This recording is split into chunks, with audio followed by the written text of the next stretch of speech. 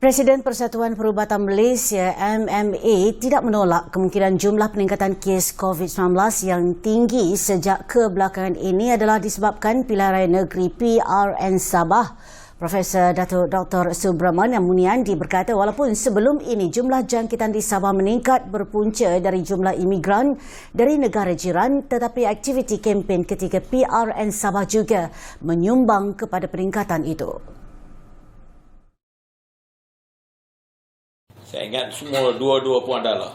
Yang di Sabah itu dia orang kata yang masuk dalam Sabah itu adalah itu imigran yang dari negara-negara jiran yang masuk dari sana.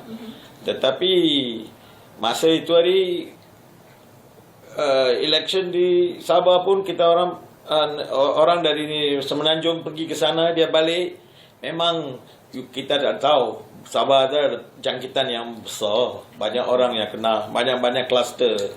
So saya ingat dua-dua pun adalah masuk dalam perkara itu. Dr. Subramaniam juga berkata sikap rakyat yang alpa terhadap pematuhan standard operasi prosedur SOP seperti pemakaian pelitup separuh muka memakai dan kegagalan mematuhi jarak fizikal juga boleh menjadi penyumbang kes. Negara pada satu ketika telah hampir bebas dari COVID-19 namun kealpaan masyarakat terhadap virus yang tersembunyi di dalam komuniti jelas beliau memungkinkan ia merebak semula. Dan mengulas mengenai kedudukan negara dalam berdepan pandemik itu ketika ini, Dr. Subramaniam berkata COVID-19 mungkin hanya dapat dicegah sepenuhnya dalam tempoh setahun atau 2 tahun lagi.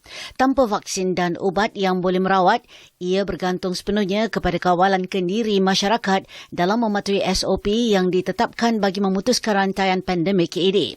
Beliau berkata demikian ketika ditemu bual bernama TV di Wisma Bernama pada Ahad.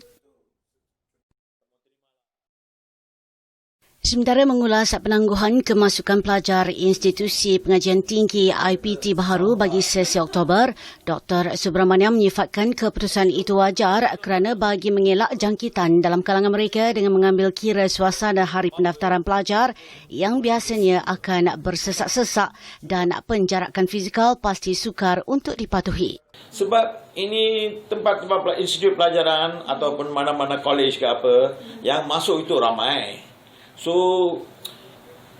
kalau orang muda masuk dalam satu kawasan, sepatutnya semua kena ikut apa yang ditetapkan. Janganlah kawasan. Tapi, kalau tengok kita punya culture, dia orang jumpa, dia kena shake hand, dia kena buat hugging lah.